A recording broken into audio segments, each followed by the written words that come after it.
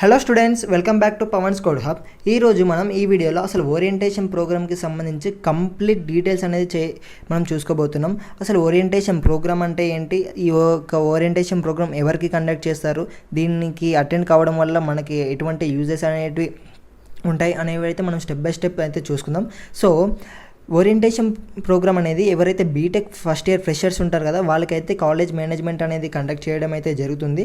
And orientation programme అన్న induction programme అన్న రెండు సేమే, మీరు ఎక్కువగా కన్ఫ్యూజ్ కావడం అవసరం లేదు. అసలు ఓరియంటేషన్ ప్రోగ్రామ్ అంటే ఏంటి, ఓరియంటేషన్ ప్రోగ్రాంలో ఏం చెప్తారో ఇప్పుడైతే మనం చూసుకుందాం. ఈ యొక్క ఓరియంటేషన్ ప్రోగ్రామ్ ముఖ్య ఉద్దేశం వచ్చేసి మీరు ఏదైతే కాలేజ్లో ఉన్నారో ఆ యొక్క కాలేజ్ గురించి అయితే కంప్లీట్ ఐడియా అనేది ఇవ్వడం అయితే జరుగుతుంది. అండ్ కాలేజ్ ఎప్పుడు ఎస్టాబ్లిష్ అయ్యింది, కాలేజ్ మీకు ఎలాంటి ఫెసిలిటీస్ అనేది ప్రొవైడ్ చేస్తుంది, ఇంకా కాలేజ్ ఒక ఇన్ఫ్రాస్ట్రక్చర్ గురించి మీకు ఒక కంప్లీట్ ఇన్ఫర్మేషన్ అయితే వీళ్ళు చెప్పడం అయితే జరుగుతుంది.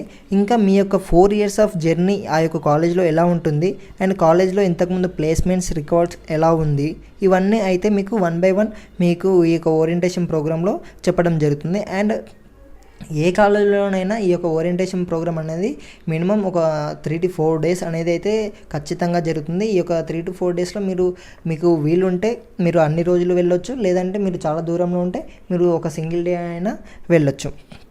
అండ్ కాలేజ్కి సంబంధించి ఈ యొక్క ఓరియంటేషన్ ప్రోగ్రాంలో ఎలాంటి రూల్స్ అండ్ రెగ్యులేషన్స్ ఉంటాయి, అండ్ మీరు ఈ యొక్క 4 years ఆఫ్ కాలేజ్ లైఫ్లో మీరు ఎలాంటి రూల్స్ రెగ్యులేషన్స్ ఫాలో కావాలి, అండ్ ఇంకా ఈ యొక్క కాలేజ్ ఎన్విరాన్మెంట్ కూడా.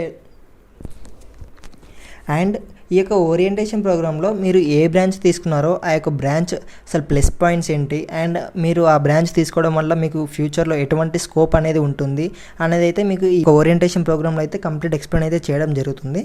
అండ్ వీటితో పాటు ఇంకా మీకు ఇక్కడ చాలా కల్చరల్ యాక్టివిటీస్ అనేవి కూడా పెట్టడం అయితే జరుగుతుంది. అండ్ మీరు ఎవరైతే ఇంట్రెస్ట్ ఉన్నారో మీరు ఆ కల్చరల్ ఈవెంట్స్లో మీరు పార్టిసిపేట్ అనేది చేయవచ్చు, లైక్ సింగింగ్, డాన్సింగ్, ఇంకా మిమిక్రీ, ఇలాంటివి చాలా యొక్క ఈవెంట్స్ అనేటివి అక్కడ కండక్ట్ అయితే చేయడం జరుగుతుంది.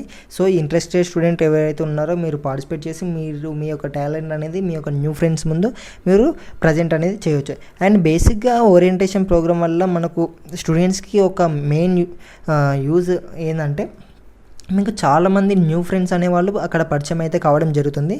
And different types of students various places నుంచి వస్తారు కాబట్టి మీరు ముందు వెళ్తే మీకు చాలామంది ఫ్రెండ్స్ అయితే మీకు మీట్ కావడం అయితే జరుగుతుంది.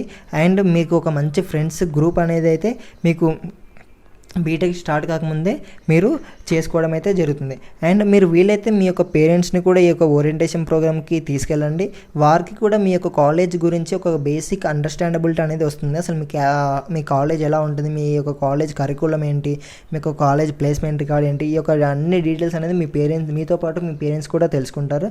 So that's it for this video. And ఇంకా మీకు ఓరియంటేషన్ ప్రోగ్రామ్ గురించి కానీ కాలేజ్ గురించి కానీ ఎటువంటి ఈ డౌట్స్ ఉన్నా please post it in the comment box. So thanks for watching, and if you haven't subscribed to my channel till now, make a subscribe to my channel. Thanks for watching.